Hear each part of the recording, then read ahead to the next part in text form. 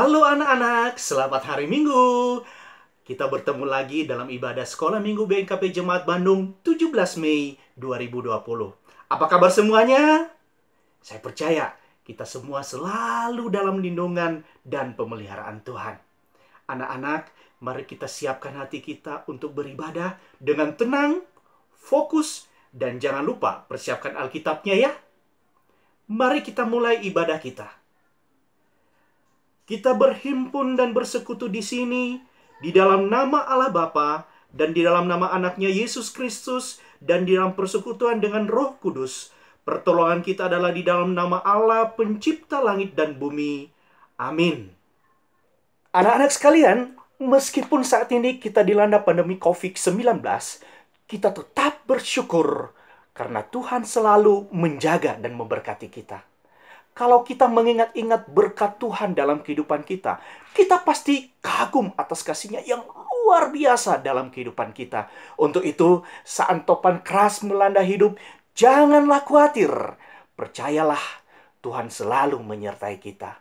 Mari kita bernyanyi dari Kidung Jemaat nomor 439, Bila Topan Keras Melanda Hidupmu.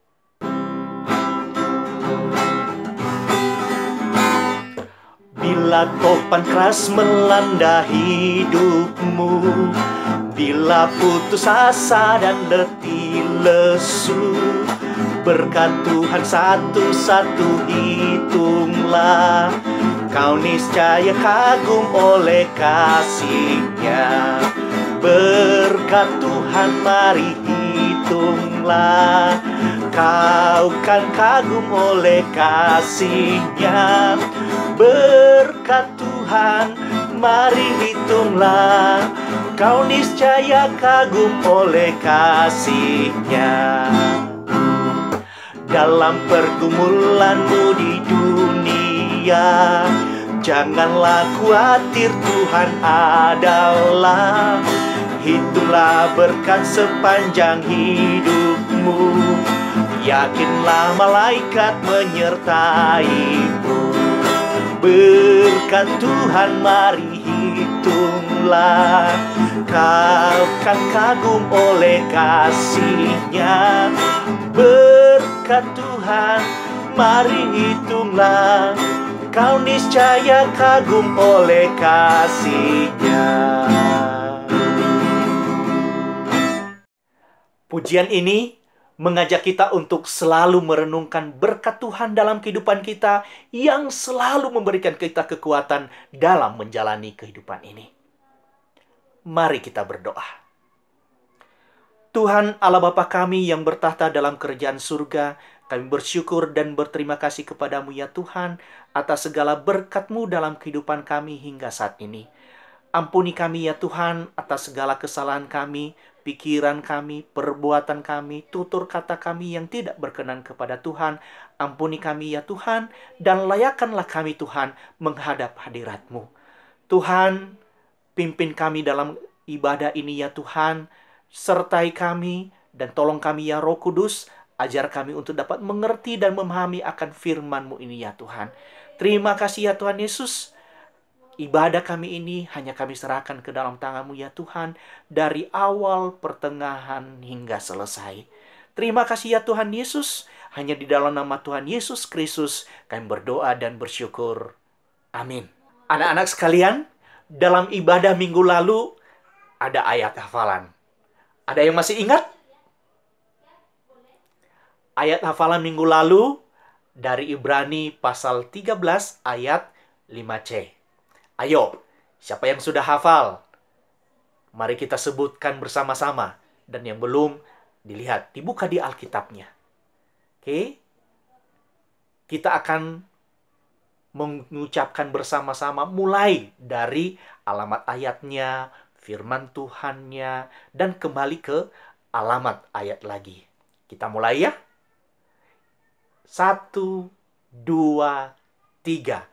Ibrani 13 ayat 5c. Aku sekali-kali tidak akan membiarkan engkau, dan aku sekali-kali tidak akan meninggalkan engkau. Ibrani 13 ayat 5c. Kita ulang sekali lagi ya. 1, 2, 3. Ibrani 13 ayat 5c. Aku sekali-kali tidak akan membiarkan engkau, dan aku sekali-kali tidak akan meninggalkan engkau. Ibrani 13 ayat 5c. Kita akan mempersiapkan hati kita untuk mendengarkan firman Tuhan. Dan sebelum kita mendengarkan firman Tuhan, kita akan mengangkat satu pujian, Mengikut Yesus Keputusanku. Mengikut Yesus keputusanku, mengikut Yesus keputusanku, mengikut Yesus keputusanku. Ku tak ingkar, tetap ku ikut walau sendiri, tetap ku ikut walau sendiri, tetap ku ikut walau sendiri. Ku tak ingkar, salib di depan, dunia di belakang. Salib di depan, dunia di belakang. Salib di depan, dunia di belakang. Ku tak ingkar, ku ikut sampai ku lihat Yesus. Ku ikut sampai ku lihat Yesus. Ku ikut sampai ku lihat Yesus. Ku tak ingkar,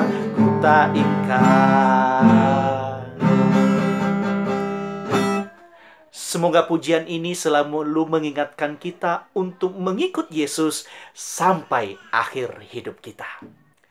Anak-anak sekalian, mari kita mempersiapkan hati kita untuk mendengarkan firman Tuhan. Mari kita berdoa.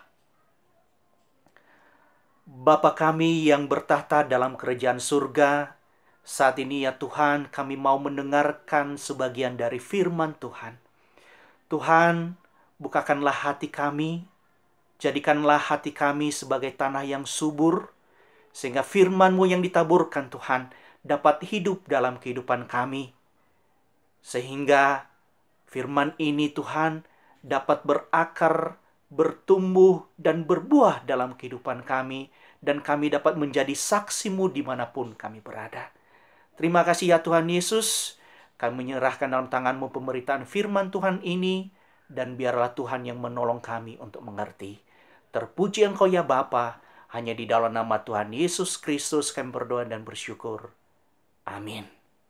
Firman Tuhan yang akan kita renungkan pada saat ini terambil dari Lukas pasal 24 ayat 36 sampai 49 dan dilanjutkan dengan Yohanes 20 ayat 24 sampai 29.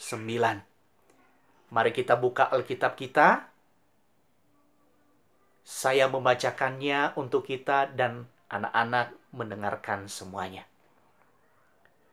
Mari kita buka Alkitab kita dari Lukas pasal 24 ayat 36 sampai 49.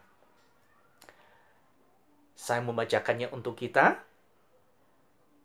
dengan judul Yesus menampakkan diri kepada semua murid. Dan sementara mereka bercakap-cakap tentang hal-hal itu, Yesus tiba-tiba berdiri di tengah-tengah mereka dan berkata kepada mereka, "Damai sejahtera bagi kamu." Mereka terkejut dan takut dan menyangka bahwa mereka melihat hantu. Akan tetapi, Ia berkata kepada mereka, "Mengapa kamu terkejut? Dan apa sebabnya timbul keraguan-raguan di dalam hati kamu? Lihatlah tanganku dan kakiku. Aku sendirilah ini. Rabalah aku dan lihatlah. Karena hantu tidak ada daging dan tulangnya, seperti yang kamu lihat ada padaku." Sambil berkata demikian, Ia memperlihatkan tangan dan kakinya kepada mereka. Dan ketika mereka belum percaya karena girangnya dan masih heran, berkatalah ia kepada mereka, "Adakah padamu makanan di sini?" Lalu mereka memberikan kepadanya sepotong ikan goreng. Ia mengambilnya dan memakannya di depan mata mereka. Ia berkata kepada mereka, "Inilah perkataanku yang telah kukatakan kepadamu ketika aku masih bersama-sama dengan kamu, yakni bahwa harus digenapi semua yang ada tertulis tentang aku dalam kitab Taurat Musa dan kitab nabi-nabi dan kitab Mazmur." Lalu ia membuka pikiran mereka sehingga mereka mengerti kitab suci. Katanya kepada mereka, "Ada tertulis demikian, Mesias harus menderita dan bangkit dari antara orang mati pada hari yang ketiga, dan lagi dalam namanya berita tentang pertobatan dan pengampunan dosa harus disampaikan kepada segala bangsa mulai dari Yerusalem. Kamu adalah saksinya dari semuanya ini, dan aku akan mengirim kepadamu apa yang dijanjikan Bapakku. Tetapi kamu harus tinggal di dalam kota ini sampai kamu diperlengkapi dengan kekuasaan dari tempat tinggi." Kita lanjutkan dengan membaca Yohanes pasal 20 ayat 24 sampai 29. Yesus menampakkan diri kepada Thomas. Tetapi Thomas, seorang dari ke-12 murid itu yang disebut Didimus, tidak ada bersama-sama mereka ketika Yesus datang ke situ. Maka kata murid-murid yang lain kepadanya, "Kami telah melihat Tuhan." Tetapi Thomas berkata kepada mereka, "Sebelum aku melihat bekas paku pada tangannya, dan sebelum aku mencucukkan jariku ke dalam bekas paku itu, dan mencucukkan tanganku ke dalam lambungnya, sekali-kali aku tidak akan percaya." 8 hari kemudian, murid-murid Yesus berada kembali dalam rumah itu, dan Thomas bersama-sama dengan mereka. Sementara pintu-pintu terkunci, Yesus datang dan ia berdiri di tengah-tengah mereka dan berkata, "Damai sejahtera bagi kamu." Kemudian ia berkata kepada Thomas, "Taruhlah jarimu di sini dan lihatlah tanganku. Ulurkanlah tanganmu dan cucukkanlah ke dalam lambungku. Dan jangan engkau tidak percaya lagi, melainkan percayalah." Thomas menjawab dia, "Ya Tuhanku dan Allahku." Kata Yesus kepadanya, "Karena engkau telah melihat aku, maka engkau percaya. Berbahagialah mereka yang tidak melihat, namun percaya." Anak-anak sekalian, tema firman Tuhan hari ini adalah Yesus menampakkan diri kepada semua murid-muridnya. Firman Tuhan minggu lalu, Tuhan Yesus menampakkan diri kepada 2 orang muridnya dalam perjalanan ke Emmaus. Setelah Kleopas dan temannya menemui murid-murid Yesus di Yerusalem, mereka bercerita bahwa mereka telah melihat Yesus. Mereka berjalan dan bercakap-cakap dengan Dia. Tuhan Yesus hidup. Saat mereka sedang berbicara, Yesus sendiri datang menemui mereka dan berkata, "Damai sejahtera bagi kamu." Melihat itu, para murid ketakutan. Mereka menganggap melihat hantu. Bagaimana Dia datang? Semua pintu terkunci.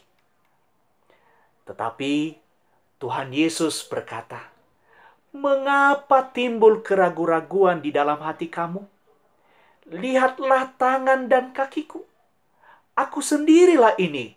Rabalah aku dan lihatlah." Para murid melihat tangan dan kakinya.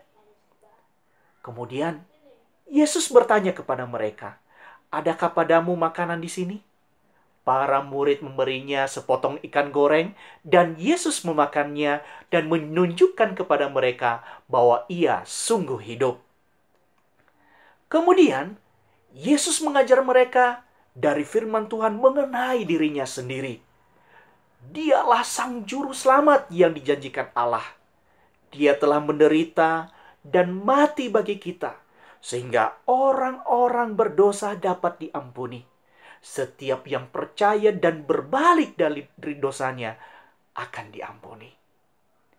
Yesus memberitahukan kepada muridnya untuk pergi dan memberitakan pesan ini kepada setiap orang mulai dari Yerusalem. Yesus berkata bahwa dia akan mengutus Roh Kudus untuk memampukan mereka. Yesus membuat murid-murid memahami bahwa Yesus telah bangkit dan mengalahkan maut. Yesus hidup bagi semua orang yang percaya kepada Sang Juru Selamat. Para murid mulai memahami bahwa segala sesuatu yang terjadi pada Yesus adalah bagian dari rencana Allah. Thomas, salah satu murid Yesus pada saat itu, tidak bersama-sama dengan mereka pada malam itu. Ketika mereka memberitahukan Thomas bahwa Yesus telah bangkit dari antara orang mati, Thomas tidak percaya dan berkata, "Sebelum aku melihat bekas paku pada tangannya, dan sebelum aku mencucukkan jariku ke dalam bekas paku itu, sekali-kali aku tidak percaya." Seminggu kemudian, para murid kembali berkumpul di rumah yang sama, dan saat itu Thomas bersama-sama dengan mereka. Pintu-pintu rumah terkunci. Tiba-tiba, Yesus bergabung dengan Thomas dan para murid yang lainnya di dalam ruangan itu. Yesus berkata, "Damai sejahtera bagi kamu." Dia memberitahu Thomas untuk mengulurkan tangannya dan menyentuh tanda pada tangannya dan lambungnya. Thomas percaya seketika. "Ya Tuhan dan Allahku," kata Thomas, dan hatinya dipenuhi dengan penyembahan dan kepercayaan kepada Yesus. Yesus melihat Thomas dan berkata, "Karena engkau telah melihat aku, maka engkau percaya. Berbahagialah mereka yang tidak melihat, namun percaya." Dari firman Tuhan yang kita renungkan hari ini, kita belajar bahwa pada saat Yesus disalibkan, mati, dan dikuburkan, murid-muridnya sangat terpukul. Mereka berharap Yesus bisa membebaskan diri dari penyaliban, karena mereka telah melihat hal-hal yang spektakuler yang telah dilakukan oleh Tuhan Yesus. Dan mereka yakin bahwa Yesus tidak bisa dikalahkan oleh musuh. Tetapi yang terjadi sebaliknya. Tuhan Yesus merelakan dirinya disalib, mati dan dikuburkan. Akhirnya mereka takut, kecewa, merasa diri sebagai orang yang telah salah mengikuti pemimpin yang gagal. Tetapi setelah Tuhan Yesus menampakkan diri kepada mereka, mereka disadarkan bahwa selama ini mereka tidak salah menjadi pengikut Yesus. Iman percaya mereka dipulihkan. Mereka baru mengerti bahwa segala sesuatu yang terjadi pada Yesus adalah bagian dari rencana Allah. Tuhan Yesuslah juru selamat kita. Siapa yang percaya dan menerimanya yang mendapatkan pengampunan dan anugerah keselamatan. Lalu, kenapa Tuhan Yesus hanya menampakkan diri kepada murid-muridnya, bukan kepada semua orang yang telah menyalibkan dia, supaya mereka percaya? Karena inilah rencana Tuhan. Tuhan ingin kabar baik ini diberitakan melalui penginjilan. Dan Tuhan Yesus telah mempersiapkan murid-muridnya untuk melakukan hal itu. Anak-anak sekalian, kita tidak melihat Tuhan Yesus. Tetapi kita percaya, kita beriman bahwa Dialah juru selamat kita. Yesus berkata bahwa orang yang percaya tanpa melihat sungguh berbahagia.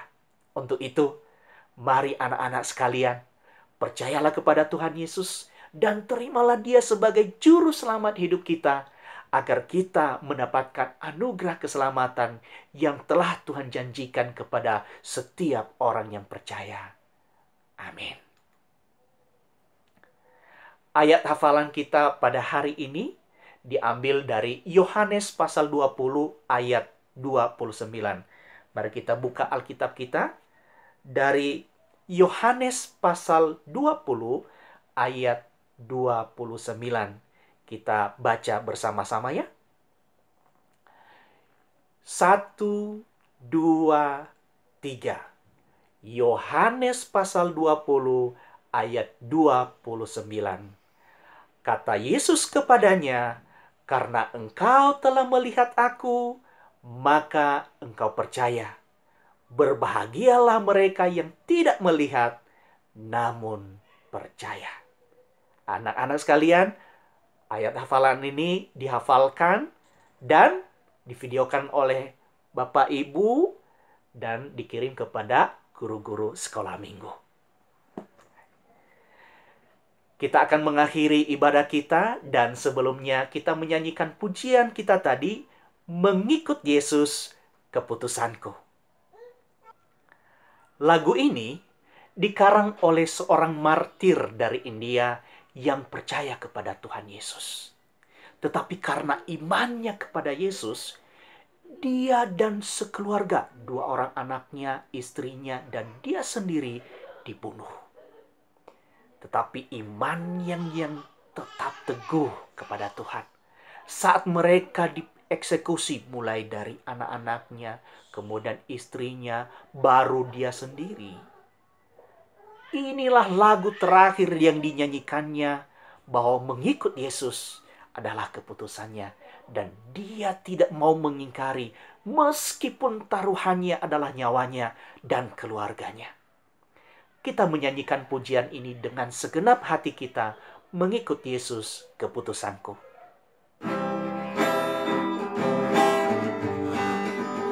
Mengikut Yesus, keputusanku. Mengikut Yesus, keputusanku. Mengikut Yesus, keputusanku. Ku tak ingkar, ku tak ingkar. Tetap ku ikut walau sendiri. Tetap ku ikut walau sendiri. Tetap ku ikut walau sendiri. Ku tak ingkar, ku tak ingkar. Saya juga mengharapkan ini menjadi komitmen kita bahwa mengikut Yesus adalah keputusan kita dan tidak mau mengingkarinya. Amin. Mari kita berdoa. Tuhan Yesus, pujian ini sebagai ungkapan hati kami anak-anak-Mu untuk mengikut Engkau seumur hidup kami. Tolong kami ya Tuhan untuk memiliki iman yang teguh kepadamu. Tuhan, kami berdoa untuk pandemi COVID-19 yang tengah melanda dunia dan khususnya negeri kami tercinta Indonesia. Tuhan, tolong berikan hikmat-Mu kepada para pemimpin kami untuk mengambil keputusan yang tepat dalam menghadapi pandemi COVID-19 ini sehingga wabah ini dapat teratasi. Berkati para medis yang merawat pasien penderita COVID-19 ini. Lindungi mereka ya Tuhan dari penularan virus ini. Para pasien berkati ya Tuhan agar mereka juga dapat dipulihkan dan disembuhkan. Berkati anak-anak-Mu yang saat ini belajar di rumah. Berikan hikmat kepada mereka untuk dapat belajar dengan baik dan memahami setiap pelajaran yang diberikan. Berkati kami semua ya Tuhan.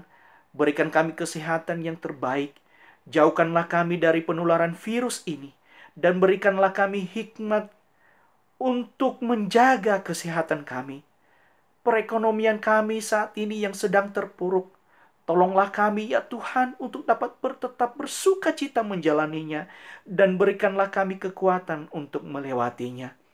Terima kasih ya Tuhan. Hanya di dalam nama Tuhan Yesus Kristus kami berdoa. Dan yang telah mengajar kami berdoa demikian. Bapa kami yang di surga, dikuduskanlah namamu, datanglah kerajaan-Mu, jadilah kehendak-Mu di bumi seperti di surga. Berikanlah kami pada hari ini makanan kami yang secukupnya, dan ampunilah kami akan kesalahan kami, seperti kami mengampuni orang bersalah kepada kami. Dan jangan membawa kami ke dalam pencobaan, tetapi lepaskanlah kami daripada yang jahat, karena Engkaulah yang punya kerajaan, dan kuasa, dan kemuliaan sampai selama-lamanya. Amin. Kita mengarahkan hati kita untuk menerima berkat Tuhan. Tuhan memberkati kita dan melindungi kita. Tuhan menyinari kita dengan wajah-Nya dan memberikan kita kasih karunia. Tuhan menghadapkan wajah-Nya kepada kita dan memberikan kita damai sejahtera. Amin. Anak-anak sekalian, ibadah kita sudah selesai. Sampai ketemu dalam ibadah minggu depan. Tuhan Yesus memberkati. Shalom. Yahowu.